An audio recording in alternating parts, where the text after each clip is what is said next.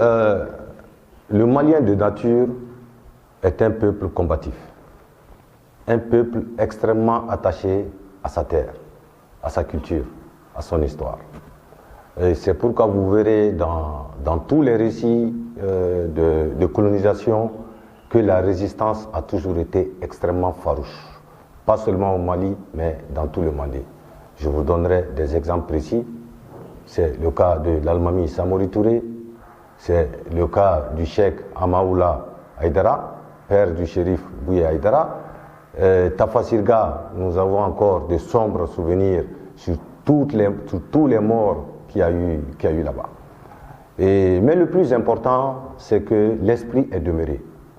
L'esprit de nationalisme, de patriotisme a toujours demeuré et prévalu. C'est pourquoi d'ailleurs, bien des siècles après, malgré toute la manipulation de l'histoire, toute la manipulation de l'information, ces personnalités sont restées ancrées dans la mémoire collective. C'est pourquoi, personnellement, je ne suis pas étonné de ce regain de nationalisme et de patriotisme qui prévaut aujourd'hui, parce que j'ai parcouru plus de 600 communes au Mali. Et de ce que je retiens, c'est que les Maliens sont profondément attachés à leur souveraineté, sont profondément attachés à leur terre. Donc, ces pages de l'histoire, ces pages sombres qui ont fait des milliers et des milliers de morts, sont gravées dans la mémoire collective, pas comme une arme de vengeance, non, mais dans un esprit de motivation, dans un esprit de conservation de nos réalités socio-culturelles, pour que ensemble nous puissions en tout cas revenir dans nos valeurs ancestrales.